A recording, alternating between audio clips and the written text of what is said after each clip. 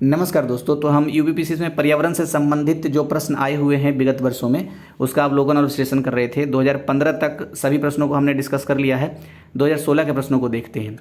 भारत की जलवायु परिवर्तन पर प्रथम राष्ट्रीय क्रिया योजना प्रकाशित हुई। तो भारत की जलवायु परिवर्तन पर जो पहला मतलब नेशनल एक्शन प्लान बना था वो 2008 में बना था। तो विकल्प ए इसका सही आंसर है।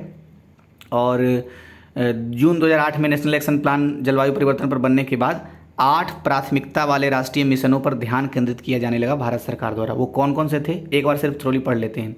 राष्ट्रीय सौर मिशन यानी नेशनल सोलर मिशन, राष्ट्रीय संवर्धित ऊर्जा बचत मिशन यानी कि national mission for enhanced energy efficiency, तीसरा national mission on sustainable habitat, और चौथा राष्ट्रीय जल मिशन यानी कि नेशनल वाटर मिशन, पांचवा national mission for sustaining the Himalayan ecosystem यानी कि राष्ट्रीय हिमालय परिप्रणाली परिरक्षण मिशन, छठा क्या था राष्ट्रीय हरित Bharat mission national mission for green India, और सातवां था राष्ट्रीय सतत कृषि मिशन यानी कि national mission for sustainable agriculture, और national mission on strategic knowledge for climate change. तो ये मतलब मेरे ख्याल से पूछेगा तो नहीं, लेकिन ऐसे ही सिर्फ समझ के लिए पूछ लिया, क्या पता विकल्प दे दिया पूछे कौन है इसमें कौन नहीं।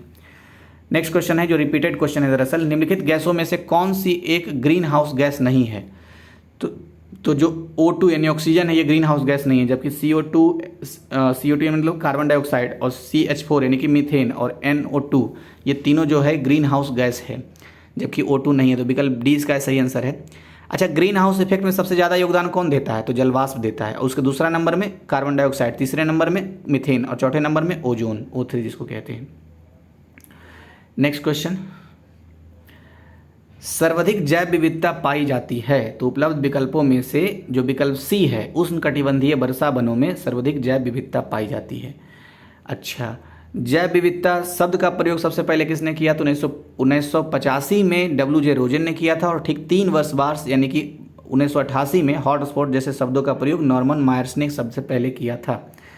अच्छा, इसमें व्याख्या में क्या लिखा हुआ थोड़ा देख लेते हैं। किसी निश्चित भौगोलिक क्षेत्र में पाए जाने वाले जीवों की संख्या तथा उनकी विविधता को जैव विविधता कहा जाता है।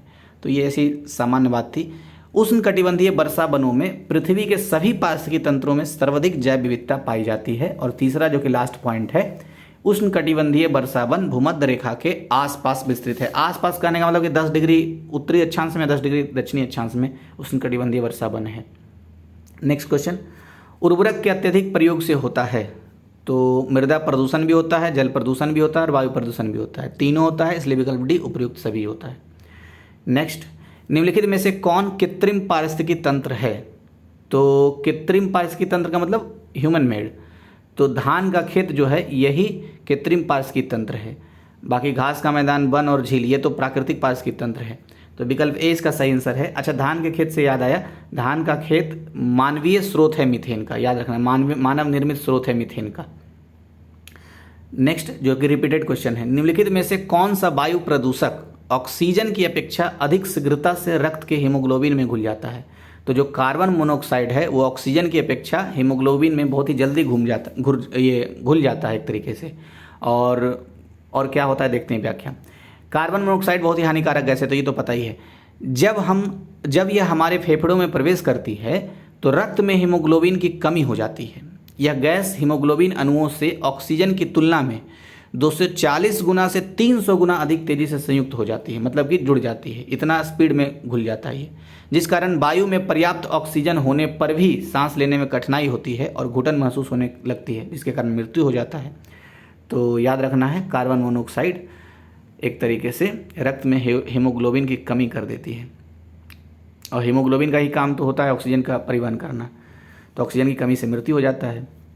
नेक्स्ट क्वेश्चन क्या है, खाद्य श्रृंखला जिसको अंग्रेजी में फूड चेन कहते हैं, खाद्य श्रृंखला में मानव है। तो खाद्य श्रृंखला में मानव जो है वो प्राथमिक और द्वितीयक उपभोक्ता होता है। कैसे प्राथमिक कैसे द्वितीयक, देखिए जब साग सब्जियों का सेवन करे मनुष्य तब उसको प्राथमिक उपभोक्ता कहते हैं, और जब मांस भक्षण करने लगे तो ये द्वितीयक उपभोक्ता हो जाता है। इसीलिए बोला गया प्राथमिक और द्वितीयक उपभोक्ता होता है खाद्य श्रृंखला में कौन, मानव। नेक्स्ट जो रिपीटेड क्वेश्चन है, जैव विविधता के ह्रास का मुख्य कारण कौन सा है। तो वैसे तो ये सारा आवासीय प्रदूषण, विदेशी प्रजातियों का समावेश, अत्यधिक दोहन, लेकिन जो प्राकृतिक आवासीय विनाश है ये सबसे महत्वपूर्ण कारण है, इसलिए विकल्प डी इसका सही आंसर होगा। अच्छा, जैव विविधता से आपको याद आ ही रहा होगा कि यह शब्द सबसे पहले 1985 में किसने किया था? कमेंट बॉक्स में बताइए, इतनी बार हो गया जैव विविधता शब्द का प्रयोग। अच्छा, हॉट स्पॉट शब्द और जैव विविधता शब्द, ये दोनों शब्द का एकदम याद होना चाहिए। नेक्स्ट क्वेश्चन जो कि रिपीटेड है, भारत में निम्नलिखित में से कौन सा अधिनियम वन्य जीवों को संरक्षण प्रदान करता है? तो वन्य जीव संरक्षण अधिनियम 1972 में आया था और यही संरक्षण प्रदान करता है, तो विकल्प ए इसका सही आंसर हो गया। अच्छा, 1972 से याद आया, ठीक एक साल बाद 1973 1973 से 5 जून को प्रतिवर्ष विश्व पर्यावरण दिवस मनाया जाता है। अच्छा, एक अधिनियम और पूछा था 1986 में, कौन सा अधिनियम आया था 1986 में? पर्यावरण संरक्षण अधिनियम आया था 1986 में। ये पिछला पूछ चुका था तो उसको रिकलेक्ट अभी हमने किया। नेक्स्ट क्वेश्चन, जिस रूप में पौधे नाइट्रोजन प्राप्त करते हैं वह है? तो पौधे नाइट्रोजन को नाइट्रेट के रूप में प्राप्त करते हैं, फिर से बोल रहा हूँ, पौधे नाइट्रोजन को नाइट्रेट के रूप में प्राप्त करते हैं, तो विकल्प बी इसका सही आंसर है।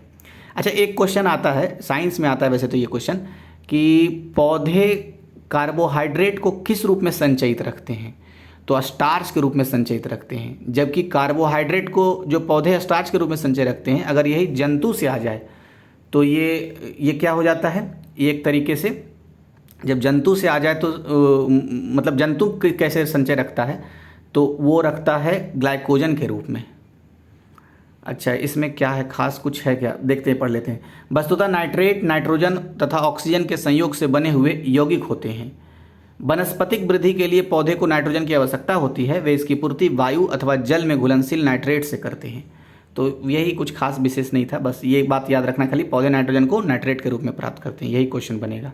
और दूसरा पॉइंट वो जो अभी इससे रिलेटेड था कि पौधे जो है कार्बोहाइड्रेट को स्टार्च के रूप में संचय रखते हैं और जंतु ग्लाइकोजन के रूप में कार्बोहाइड्रेट को संचय रखते हैं, मतलब संचित करते हैं। नेक्स्ट क्वेश्चन, बायोगैस संयंत्र से निष्कासित निम्नलिखित में से कौन सी गैस ईंधन गैस के रूप में उपयोग में आती है?